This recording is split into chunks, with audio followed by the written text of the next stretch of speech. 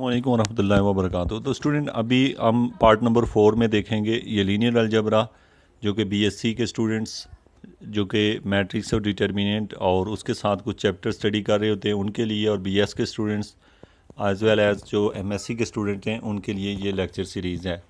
ये lecture series आपको MCQs जो है अटेम्प्ट करने में सपोर्ट करती है और इंटरव्यू प्रॉब्लम प्रिपेयर करने में, और आप किसी भी किस्म के जॉब में अप्लाई करने के आपके लिए ये फ़ायदेमंद है। इसमें सबसे पहली बात है कि हम पार्ट नंबर 4 देख रहे हैं। फर्स्ट पार्ट पे जस्ट हमने डिस्कस किया था ओवरऑल। फर्स्ट पार्ट नंबर 2 में हमने इसका बेसिक स्टार्ट लिया था, और 3 में भी हमने फर्दर काम किया था। और ये टोटल मेरे पास जो समरी है 22 पेज की है, जिसमें मैंने पूरे लीनियर अलजबरा को स्केच किया है। और पूरा लीनियर अलजबरा जो है, यानी कि जो आपका बीएससी लेवल पे 50 नंबर के जो मार्क्स होते हैं मैथ में, वो यहाँ पे क्लियर हो जाते हैं। इस तरह आप जॉब के पॉइंट ऑफ व्यू से अगर इसका क्लियर करना चाह रहे हैं तो वहाँ पे भी ये आपके लिए हेल्पफुल साबित होता है। तो अब यहाँ पे स्टूडेंट सबसे उसके बाद है solution set of linear system. से क्या मुराद है, उसमें कुछ टर्म्स हैं जैसे होमोजीनियस, आपने बोर्ड वर्ड देखा है होमोजीनियस का वर्ड आपने देखा है। और होमोजीनियस से क्या मुराद होता है, इक्वेशन को कैसे देखते हैं तो हमें पता चलता है होमोजीनियस है ऐसी सिस्टम ऑफ इक्वेशन जिनकी राइट हैंड साइड ज़ीरो होती है, यानी जैसे ax + by = 0। और इस तरह की जो इक्वेशन है जिनकी तमाम जो राइट साइड होती हैं, आप राइट साइड में इनके जो कांस्टेंट टर्म्स होती हैं जिनके साथ कोई वेरिएबल नहीं होता वो ज़ीरो होती हैं। अब ये ना हो जैसे लिखा हो 2x + 3y + 7 = 0, तो इसका मतलब है 7 तो दूसरी साइड पे जा सकता है, 7 एक कांस्टेंट है। तो इसलिए याद रखें कि आपके पास ये जो वर्क आप कर रहे हैं होमोजीनियस से क्या मुराद है, जो सोर्स टर्म होती है जैसे आप नीचे दे रहे हैं ax = 0, जिसका मतलब होता है जो b वाला मैट्रिक्स होता है, आपको पता है एक a मैट्रिक्स होता है, एक x होता है, और वो जो b वाला होता है, b वाला मैट्रिक्स जो है वो कम्प्लीटली ज़ीरो होता है। अब होमोजीनियस की आपको समझ है, और नॉन होमोजीनियस वो होता है जिसमें राइट साइड जो है यानी बी की जो टर्म्स जो दी होती हैं वो ज़ीरो ना हो।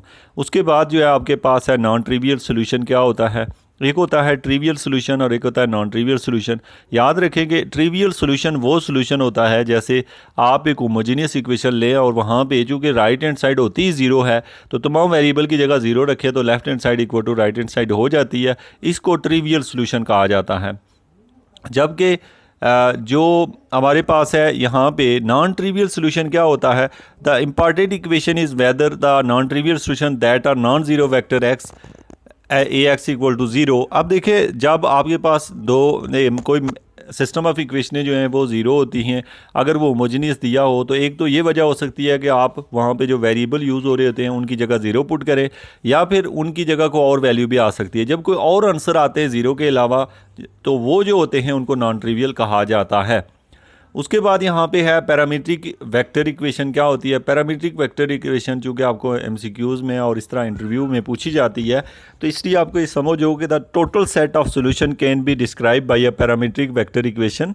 जो टोटल सेट ऑफ सोल्यूशन होते हैं यानी आपके पास जो सोल्यूशन निकलते हैं उनको हम लोग क्या करते हैं इस तरीके से लिख लेते हैं जैसे x = a1 u1 + a2 u2 up to so on an un। तो ये जो है इसको हम कहते हैं पैरामीट्रिक वेक्टर इक्वेशन कहा जाता है।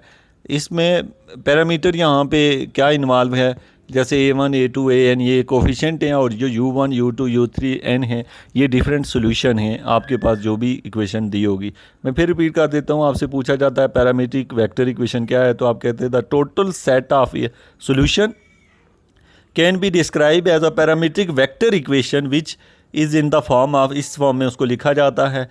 इसके बाद जो है कुछ बहुत ही इंपॉर्टेंट पॉइंट्स हम डिस्कस करने लगे हैं, वो है लीनियर इंडिपेंडेंस। और आपको इसमें बहुत ज़्यादा ये पूछा जाता है डिपेंडेंस या लीनियर इंडिपेंडेंस से क्या मतलब होता है। आपको एक वेक्टर सेट दिया होगा, जैसे आप देख रहे हैं एक वेक्टर है v1 v2 up to vp in Rn is set to be linearly independent. इनको हम लीनियरली इंडिपेंडेंट कहेंगे if the vector equation x v1 x2 v2 plus up to so on x p v p = 0। यानी कि आपने इस equation को अच्छे तरीके से समझना है। मैं एक और एग्जांपल दूं, अगर आप उसको लिख के एक दफ़ा कॉपी पे देखें तो कभी भी आपको लीनियर इंडिपेंडेंस और डिपेंडेंस में प्रॉब्लम नहीं आना।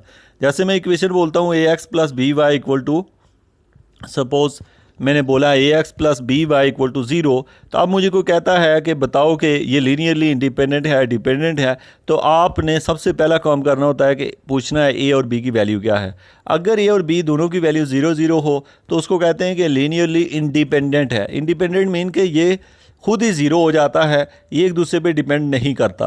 अब इसी तरीके के मुताबिक जब आपके पास ए और बी की वैल्यू 0 ना हो, ए और बी की वैल्यू 0 ना हो, वो ओवरऑल इक्वेशन 0 इसलिए हो रही होती है क्योंकि उस इक्वेशन में कुछ टर्म पॉजिटिव होती हैं, कुछ नेगेटिव आपस में मिलके, यानी कि कहने का मतलब जो कोफिशिएंट होते हैं वो अगर सारे 0 हो जाएं तो उसे लीनियरली इंडिपेंडेंट कहते हैं। लेकिन अगर कोफिशिएंट 0 ना हो, कोई ना कोई कोफिशिएंट बच जाए, तो उसको कहते हैं लीनियरली डिपेंडेंट।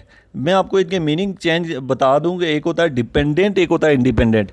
इंडिपेंडेंट का मतलब होता है फ्री, आज़ाद, और जो डिपेंडेंट होता है उसका मतलब होता है एक दूसरे के ऊपर भरोसा करते हैं। जैसे मुझे कोई कहता है कि 0 + 0 = 0, तो मैंने कहा कि ये इंडिपेंडेंट है क्योंकि 0 और 0 ही है। अब देखिए डिपेंडेंट में क्या होता है, जैसे मैं लिखूँ 2 + 1 - 1, तो इसमें क्या है 2 - 1 - 1, तो आप देखिए ये भी 0 हो रहा है, लेकिन ये कैसे हो रहा है, आपस में मिल के 0 हो रहा है।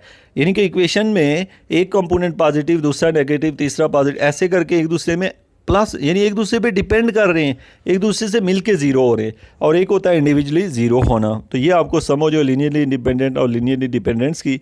कुछ चीज़ें ऐसी होती हैं स्टूडेंट जो आपने पहले से नहीं पढ़ी होती, तो उसके जो पॉइंट्स होते हैं जब मैं डिस्कस करता हूं तो मेरे माइंड में तो उसका इमेज होता है कि ये मैं क्या बात डिस्कस कर रहा हूं, और वो स्टूडेंट जो बाज़ दफ़ा नहीं समझ रहे होते उनको इस तरीके से थोड़ा सा कन्फ्यूजन रहता है। लेकिन अगली वीडियो लेक्चर आप तरतीब से देखते जाएंगे। मैंने आपको शुरू में बताया था कि अगर मैं एक वीडियो के अंदर 10 या 15 पॉइंट्स बताता हूँ तो फिर इसका मतलब है आपको अगर 5-6 भी समझ आ जाते हैं तो बहुत अच्छे हैं, क्योंकि जो पीछे पॉइंट्स रह जाते हैं, जो समझ नहीं आते कोशिश के बावजूद, वो अगले वीडियो लेक्चर में समझ आते रहते हैं। और जब पूरा कोर्स पढ़ लेते हैं तो आप कंप्लीटली प्रिपेयर होते हैं उस लेक्चर के लिहाज से। उसके बाद स्टूडेंट यहाँ पे हम बात करते हैं लीनियर ट्रांसफॉर्मेशन। इंपॉर्टेंट टॉपिक है, लेकिन हम ये नेक्स्ट वीडियो में डिस्कस करेंगे कि व्हाट इज़ लीनियर ट्रांसफॉर्मेशन।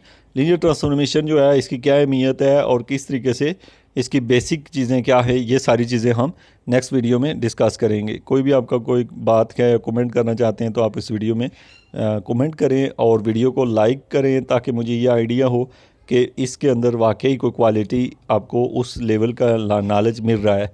इंशाल्लाह बहुत जल्दी जो है मैं इस सेटअप को मज़ीद इंक्रीज़ करके बेटर बनाऊंगा, जिसके अंदर आप लोगों को तमाम चीज़ें जो होती हैं वो, चूँकि थोड़ी सी टेक्नोलॉजी का यूज़ हो रहा होता है, मेरी जो वीडियोस होती हैं उनके नीचे एडिटिंग बहुत कम हुई होती है।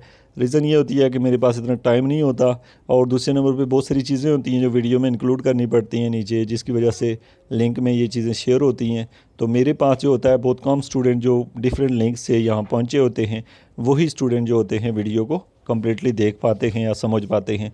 यानी उनके पास ये मेरा लेक्चर उस तरह नहीं पहुँचते, इसलिए वीडियोज़ को आगे शेयर ज़रूर किया करें। Thank you very much.